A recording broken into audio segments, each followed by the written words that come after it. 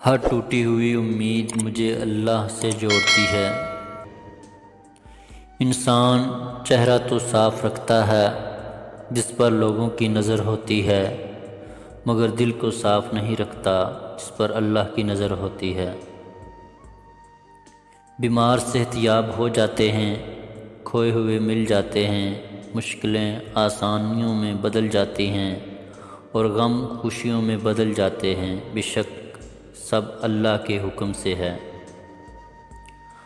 لوگوں کے سامنے مسکراتے رہا کرو اور اللہ کے سامنے گڑ گڑاتے رہا کرو، کیونکہ دنیا مسکرانے والوں کو پسند کرتی ہے جبکہ اللہ گڑ گڑانے والوں اور ڈرنے والوں کو پسند کرتا ہے۔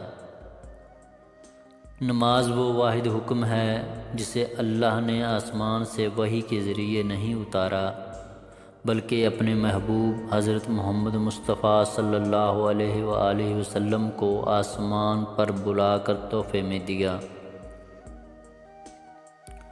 انسان تبھی اللہ کی طرف رجوع کرتا ہے جب وہ دنیا میں اپنا ہر ہنر آزما لیتا ہے اور پھر بھی اسے چین اور اطمینان نصیب نہیں ہوتا، پھر اس کو یقین ہوتا ہے کہ صرف اللہ کی محبت کے سوا ہر محبت نے فنا ہو جانا ہے۔ اللہ نے انسان کو دل دیا ہے مگر اس کا سکون صرف اپنے پاس رکھا ہے، اور فرمایا یاد رکھو دل کا سکون صرف اللہ کی یاد میں ہے۔ آزمائش میں اللہ اذیت دینے کے لیے نہیں بلکہ کچھ سکھانے کے لیے ڈالتا ہے۔ جتنی جلدی سیکھ جاؤ گے اتنی جلدی وہ دور ہو جائے گی۔ جب اللہ راضی ہونے لگتا ہے تو بندے کو خود اپنے عیبوں کا پتہ لگنا شروع ہو جاتا ہے، اور یہی اس کی رحمت کی پہلی نشانی ہے۔ کھجور کی گٹھلی پر باریک سی جلی نما ایک چھلکا ہوتا ہے جسے قطمیر کہتے ہیں۔ اللہ فرماتا ہے انسان اس کا بھی مالک نہیں، پھر اکڑ کیسی؟ اس دینے والے کا دروازہ کبھی بند نہیں ہوتا، یہ تو لینے والے ہی دروازہ کھٹکانا بھول جاتے ہیں۔ اس کائنات میں صرف اللہ کی رحمت کی دکان ایسی ہے جہاں خریداری کے لیے اگر جیب میں کوئی نیکی نہیں تو آپ ہاتھوں پہ چند آنسو رکھ کر جو چاہے لے لیں۔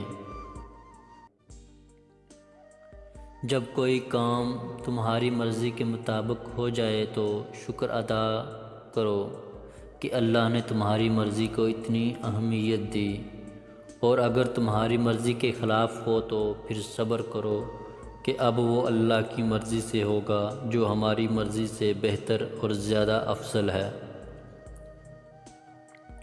انسان کو اللہ کبھی یاد آئے یا نہ آئے لیکن دو موقعوں پر ضرور یاد آتا ہے، جب وہ اس کو کچھ دیتا ہے اور جب وہ اس سے کچھ چھین لیتا ہے۔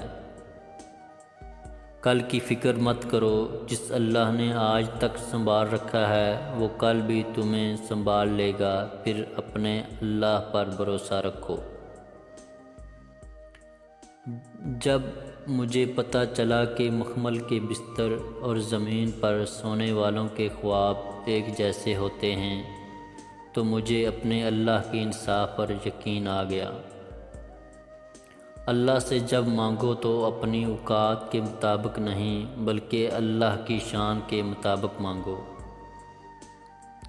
اللہ کے خوف سے ڈگرنے والا آنسو بے شک چھوٹا کیوں نہ ہو لیکن اس میں اتنی طاقت ہوتی ہے کہ وہ سمندر کے برابر گناہ مٹا دیتا ہے۔